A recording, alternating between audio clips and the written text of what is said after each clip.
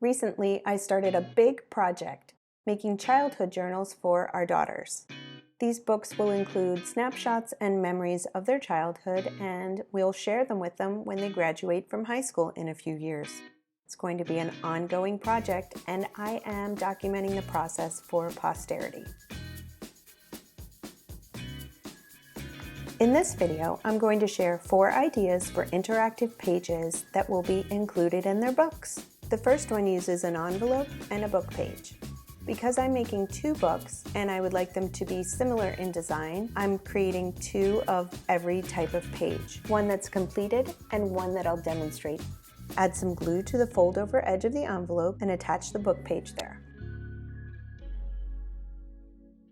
In my last video, I shared some of the types of papers that I selected to use in these journals. That's linked in the description below.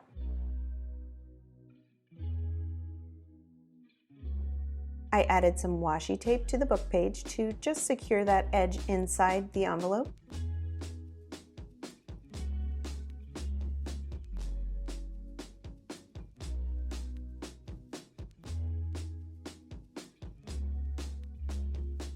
Folded over the 2 short edges and creased the fold.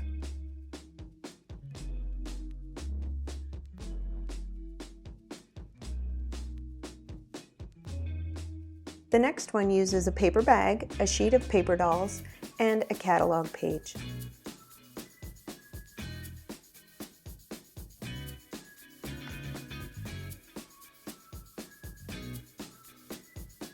I begin by folding the sheet of paper dolls in half, using the one that I already created as a reference helps them be similar in design. I'm going to sew this to the edge along the top and the bottom, which creates that side loading pocket. Now let's fold that back in half again to crease the interior page. Remove the handles from this paper bag. Fit it to the page.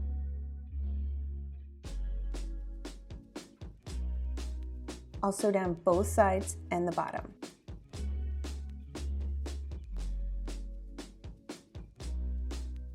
Now I've got a side loading pocket and a top loading pocket. This next page uses a glossy ad and a playing card to create a corner tuck pocket. You'll see me using this yellow sheet of office paper throughout the process as my template for size.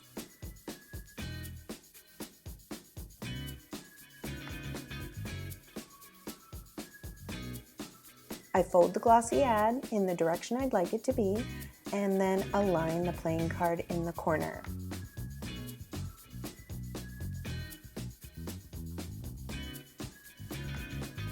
I'll stitch down the side and bottom of that playing card, which will create a nice little tuck pocket. So cute. And the final one I'm going to share in this video uses a coloring page and a sheet from a paper book. When I fold the coloring page over my template, you can see that it's not exactly full-sized.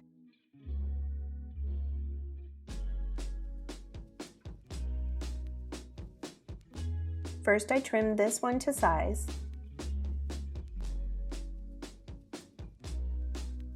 Then I'm going to supplement using this secondary piece of paper.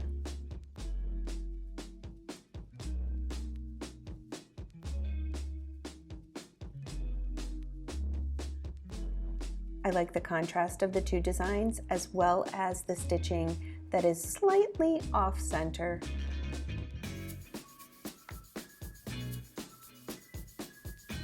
It's not exactly the right dimensions of my finished signature, so that is easily remedied by using the part that I cut off as an add-on to the top edge.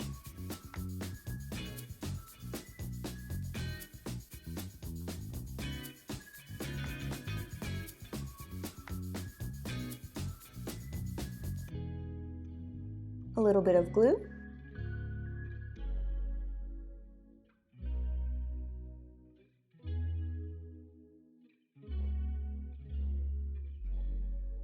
Snip off that edge.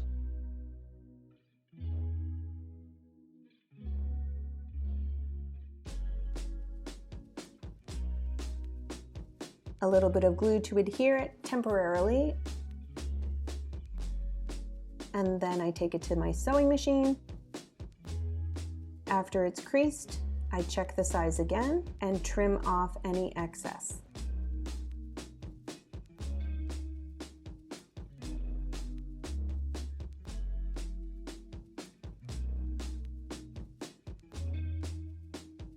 In a few days, I'll have another video with some more page ideas for junk journals like these.